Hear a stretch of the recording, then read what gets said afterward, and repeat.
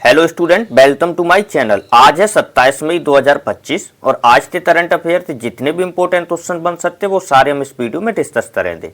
And video के last में हम आपसे क्वेश्चन पूछेंगे, उसका राइट आंसर आपको कमेंट करके बताना है।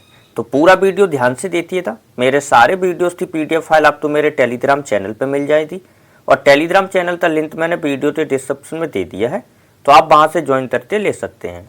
तो चलिए बिना टाइम वेस्ट किए स्टार्ट करते हैं आज की अपनी क्लास। तो चलते अपने फर्स्ट सवाल की तरफ। हमारा आज का फर्स्ट सवाल है, हाल ही में राष्ट्र स्मृति दिवस कब मनाया गया? तो राष्ट्र स्मृति दिवस हर साल 26 मई को मनाया जाता है। तो इस क्वेश्चन का राइट आंसर होगा ऑप्शन नंबर बी 26 मई। अब बात देश की हुई है तो एक बार इंपोर्टेंट देश के बारे में रिवीजन कर लेते हैं। 1 मई तो अंतर्राष्ट्रीय मजदूर दिवस मनाया गया। 3 मई तो विश्व प्रेस स्वतंत्रता दिवस मनाया गया। 4 मई तो अंतर्राष्ट्रीय अग्निशामक दिवस मनाया गया। 5 मई तो विश्व हाथ स्वच्छता दिवस और विश्व पुर्तगाली भाषा दिवस मनाया गया। 6 मई तो इंटरनेशनल नो नाइट डे और विश्व आस्थमा दिवस मनाया गया। 7 मई तो विश्व एथलीट दिवस और रविन्द्रनाथ टैगोर जयंती मनाई गई। 8 मई तो विश्व रेड क्रॉस दिवस और अंतर्राष्ट्रीय थैमोसीलिया दिवस मनाया गया। 9 मई तो यूरोप दिवस मनाया गया। 11 मई तो राष्ट्रीय औद्योगिक दिवस मनाया गया। 12 मई तो अंतर्राष्ट्रीय नर्स दिवस मनाया गया। 14 मई तो अंतर्राष्ट्रीय प्रवासी पक्षी दिवस मनाया गया। 15 मई तो अंतर्राष्ट्रीय परिवार दिवस मनाया गया। 16 मई तो राष्ट्रीय डेंगू दिवस मनाया गया। 17 मई तो विश्व दूरसंचार दिवस मनाया गया। 18 मई तो अंतर्राष्ट्रीय संग्रहालय दिवस मनाया गया। 20 मई तो अंतर्राष्ट्रीय मानव संसाधन दिवस मनाया गया। 21 मई तो राष्ट्रीय आतंकवाद विरोधी दिवस मनाया गया। 22 मई तो अंतर्राष्ट्रीय जैव विविधता दिवस मनाया गया। 23 मई तो विश्व कछुआ दिवस मनाया गया। 25 मई तो वर्ल्ड थायराइड डे मनाया गया और 26 मई तो राष्ट्रीय स्मृति दिवस और मेमोरियल दिवस मनाया जाता है। तो ये थे अभी तक मनाए गए सारे इंपोर्टेंट डेज। चलते अपने नेक्स्ट सवाल की तरफ। हमारा आज का नेक्स्ट सवाल है, हाल ही में इंग्लैंड के खिलाफ आगामी टेस्ट सीरीज के लिए भारत का 37वां टेस्ट कप्तान किसे बनाया जा? तो सुमन गिल भारत के 37 में टेस्ट कप्तान बने। तो इस क्वेश्चन का right answer option number C Suman Gill.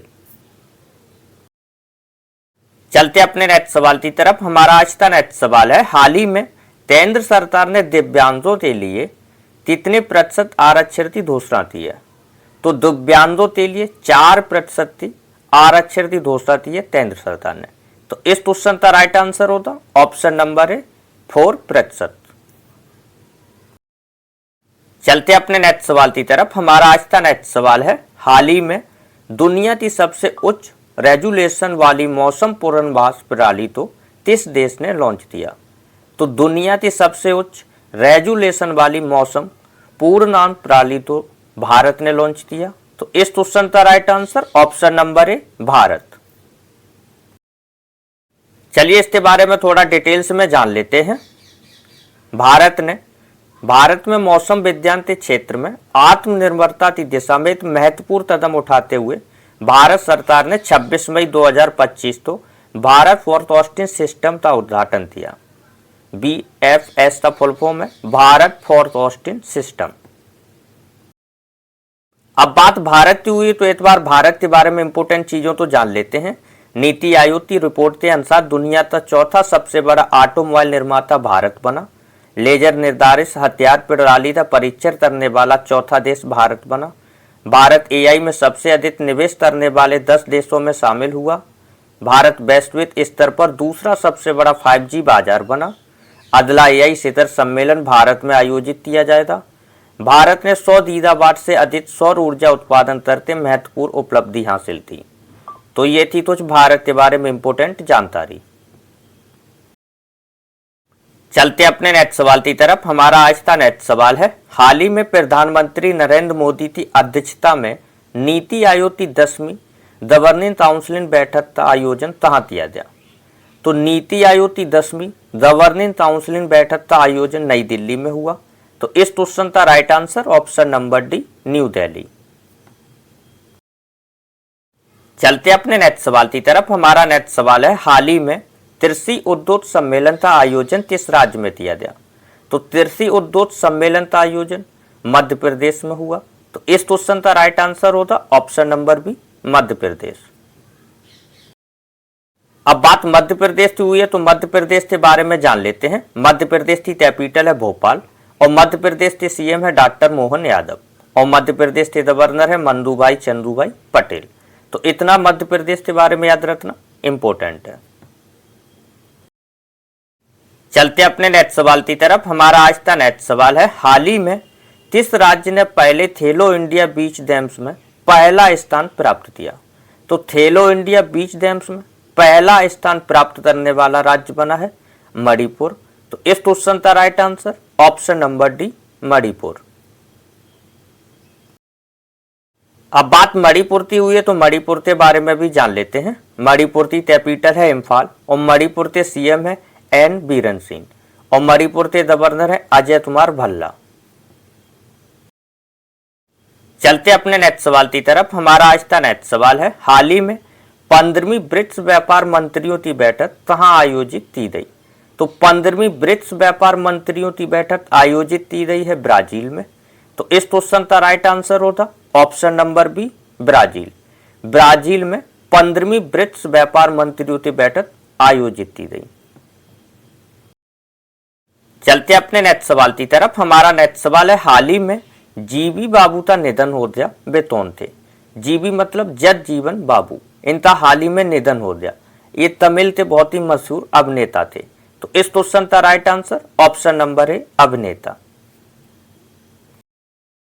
चलते अपने नेक्स्ट सवाल की तरफ। हमारा आज का नेक्स्ट सवाल है, हाल ही में भारत सरकार ने वित्त वर्ष 2024 व 25 के लिए ईपीएफ पर ब्याज दर में कितने प्रतिशत बरकरार रखी? तो ये ब्याज प्रतिशत बरकरार रखी 8.25%। तो इस क्वेश्चन का right answer option number B, 8.25%। चलिए इसको डिटेल में समझ लेते हैं जिससे सारी चीजें क्लियर हो जाएंगी। भारत सरकार ने वित्त वर्ष 2024 व 25 के लिए कर्मचारी भविष्य निधि पर 8.25% ब्याज दर को मंजूरी दी है। यह फैसला कर्मचारी भविष्य निधि संगठन की 237वीं केंद्रीय न्याय बोर्ड की बैठक में की गई सिफारिश के आधार पर लिया गया है। चलते अपने नेक्स्ट सवाल की तरफ। हमारा आज का नेक्स्ट सवाल है, हाल ही में कहां सामुदायिक रेडियो स्टेशन पंचशूल पल्स का उद्घाटन किया गया? तो सामुदायिक रेडियो स्टेशन पंचशूल पंच का उद्घाटन उत्तराखंड में हुआ। तो इस क्वेश्चन का राइट आंसर ऑप्शन नंबर है, उत्तराखंड। चलिए इसके बारे में थोड़ा सा डिटेल्स में समझ लेते हैं। भारतीय सेना ने उत्तराखंड के पिथौरागढ़ जिले में पंचशूल पल्स नाम से पहला एफएम रेडियो स्टेशन लॉन्च किया। इसका उद्घाटन सेना के मध्य कमान के जनरल ऑफिसर कमांडेंट ने किया उत्तराखंड के पिथौरागढ़ में। अब बात उत्तराखंड की हुई है तो उत्तराखंड के बारे में भी जान लेते हैं। उत्तराखंड की कैपिटल है देहरादून और उत्तराखंड के सीएम है पुष्कर सिंह धामी और उत्तराखंड के गवर्नर है गुरमीत सिंह। तो इतना उत्तराखंड के बारे में याद रखना इंपॉर्टेंट है। चलिए उत्तराखंड के कुछ इंपॉर्टेंट फैक्ट के बारे में भी जान लेते हैं। उत्तराखंड में सिलत्यार सुरंग का नया नाम बाबा बोधनाथ के नाम पर रखा जाएगा। उत्तराखंड के मुख्यमंत्री ने जल संरक्षण अभियान के तहत भागीरथ ऐप लॉन्च किया। उत्तराखंड के मुख्यमंत्री ने गंगा और शारदा नदी गलियारे की घोषणा की। उत्तराखंड के मुख्यमंत्री ने एतल महिला स्वरोजगार योजना शुरू की। प्रधानमंत्री मोदी ने देहरादून में 38वें राष्ट्रीय खेलों का उद्घाटन किया। उत्तराखंड सरकार ने वर्तमान यूटिलाइट हासिल करने के लिए ICMR के साथ समझौता किया। चलते अपने नेक्स्ट सवाल की तरफ। हमारा आज का नेक्स्ट सवाल है, हाल ही में कौन 100% विद्युतीकृत रेल नेटवर्क वाला राज्य बन गया? 100% विद्युतीकृत रेल नेटवर्क वाला राज्य गुजरात बन गया। तो इस क्वेश्चन का right answer option number D, Gujarat. Gujarat 100% विद्युतीकृत रेल नेटवर्क वाला राज्य बन गया। अब बात गुजरात की हुई है तो गुजरात के बारे में भी जान लेते हैं। गुजरात की कैपिटल है गांधीनगर और गुजरात के सीएम है भूपेंद्र भाई पटेल और गुजरात के गवर्नर है आचार्य देवव्रत और गुजरात की स्थापना हुई थी 1 मई 1960। तो